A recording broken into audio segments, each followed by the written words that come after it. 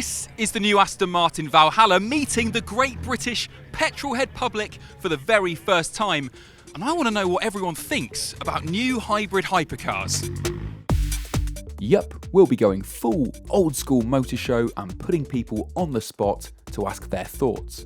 Aggressive. Majestic. 10 out of 10 for me. As for the Valhalla, it's the son of Valkyrie, but much more sensible than its mad dad.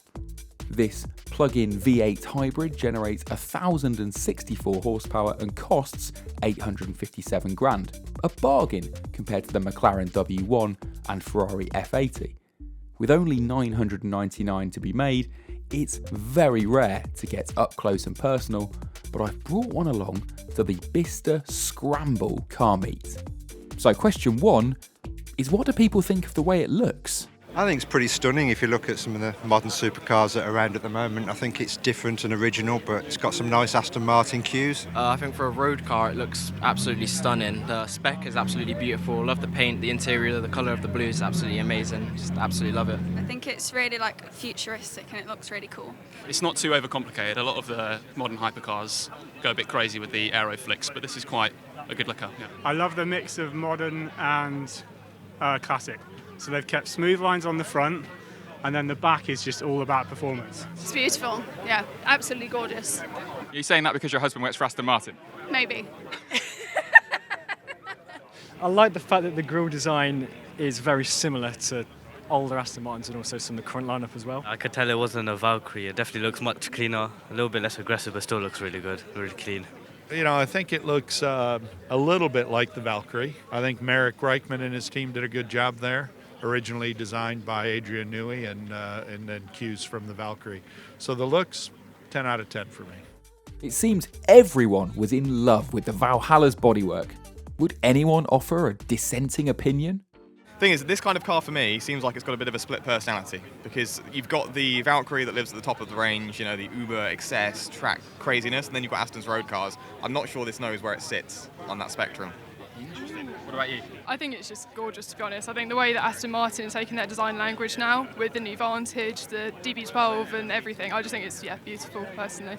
I like the big scoop at the top. It's good. It's been a long time since we saw, rear-engined Aston supercar kind of design. I think it looks incredible. I think it looks amazing. Just the curves, the roof scoop. I think a brilliant-looking car for 2025. I think they've done well. Pretty much universal praise for the Valhalla's looks then. Just going to interrupt the chat about one British hypercar for another. The McMurtry Spéirling's just blasted the Top Gear lap record, so we're going to start it up and see what everyone thinks of that.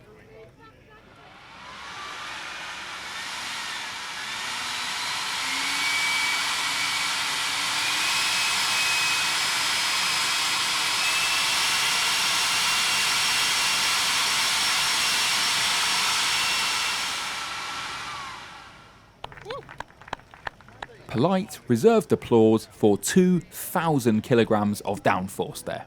The McMurtry and the Valhalla were just two of the special guest cars we had on Top Gear's stand at the Bicester Motion Sunday Scramble. This is one of Britain's very best car meets, set among the perfectly preserved workshops of an old RAF base.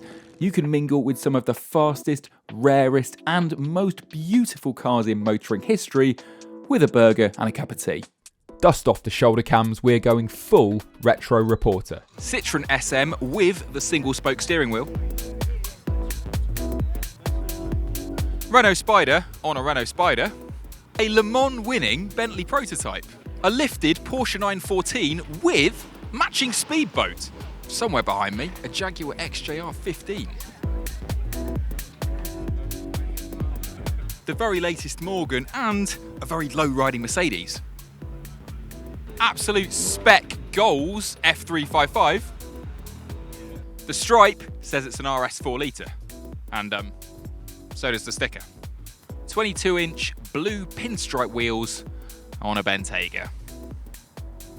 Electric converted Mini, Volkswagen Carman gear, old Land Rovers and original Beetle.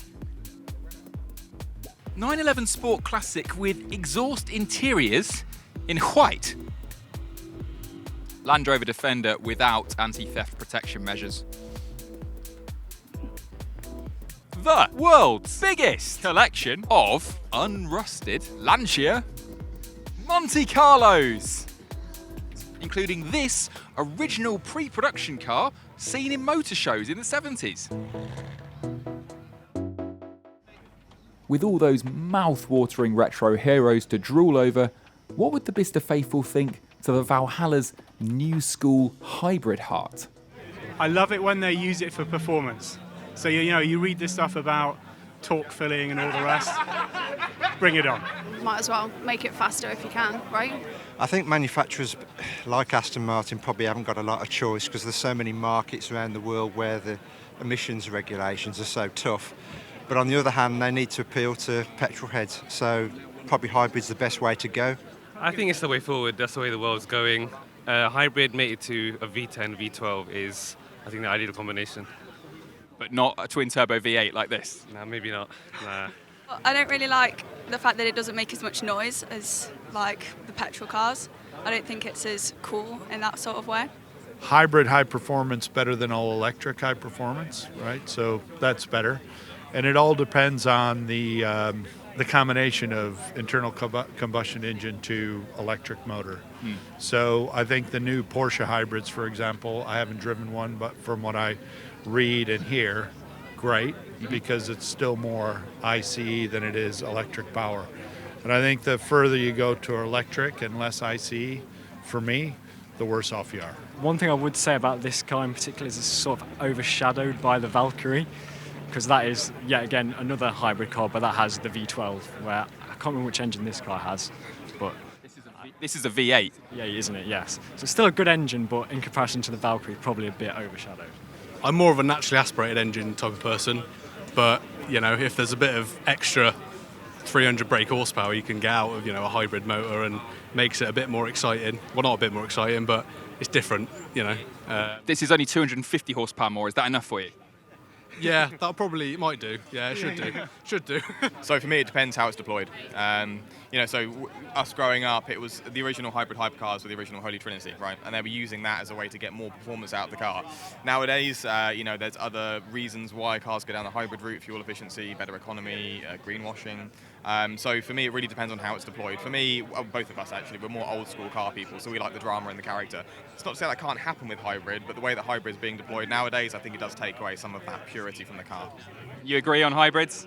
I think so, yeah. Like you say, it's how it's deployed. I think having that extra boost and that kit coming out, so you don't get the delays and things, is great, but you do, I don't want to sound like everyone else, but you do lose that, just that thrill with the roar of the engines. But hybrids, then you at least get the balance, so, yeah.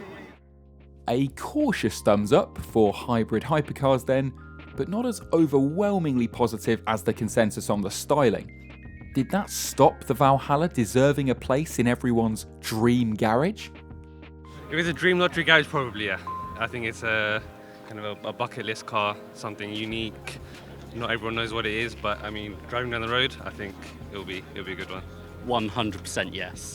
I think the favourite at the moment is Valkyrie, and this is essentially son of Valkyrie. So, yeah, you can see the resemblance between them very easily. Absolutely. Yeah. But I also like the Valkyrie as well. Like the Valkyrie is, because that's naturally aspirated, high revving, crazy car, but I love it. It's beautiful. It would definitely make the garage. I'd say probably not, and I think I'd have to replace it with the Valkyrie. It would be the Valkyrie. Go for the Big Daddy, definitely, 100%. Would it be the number one? It would be in the dream garage. I love the classic looks on the front. You can tell it's Adrian Newey if you look at the teeth on the floor, and you just know this thing's going to shift. I'd certainly take one, but I don't know if it'd make it in a top 3. Probably not.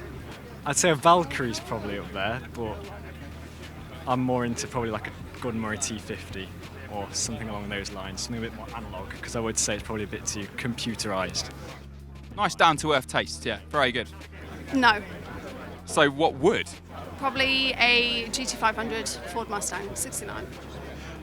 Honestly, no, because I like the older stuff. An older DB4 GT probably would work for me better. But if I was in the market for a modern supercar and I had the money, yeah, I think it works fantastically. So, yeah, it's got to be pretty up there. All depends on the price. You know, there's a thing about getting good value. So I don't know how much. It's £875,000. Yeah. So look, if I get another job, maybe. Yeah, probably. I like it a lot. What would you have alongside it to complement it? A Jesko and an LFA, 100%. I don't know, anything from like old Porsches to BMWs or like for example M3 CSL, that's in there. Murcielago, LP670-4 SV. The E60 M5, the V10 one, that's in there. Series 1 lease. Probably a 997.2 GT3 RS. And I'd have a Bugatti. And then I'd have obscure stuff like, at the moment I've been really looking at Fiat Coupe 20 valve turbos. Oh, excellent. As a random one. Very nice 911 ST parked over there that I wouldn't mind taking to the Nürburgring and doing a few laps on at some point. I've always wanted like a Porsche GT3 RS and like to modify it and everything and like to make it my own kind of thing. Injection électronique.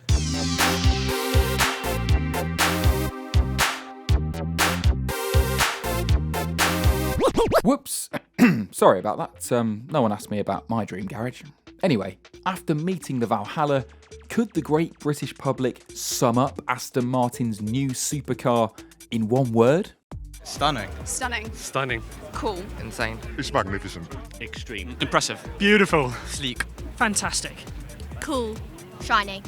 Epic. Interesting. Majestic. Extraordinary. Aggressive. Theatre. Oh, That's not a word. beautiful. I don't know. Well, I've been pretty surprised at the positivity towards the Valhalla. According to the internet, I thought everyone hated hybrid hypercars. Anyway, been brilliant to have a look round Bicester Scramble. Second best thing to do with a Sunday after a roast dinner. So come on down next time.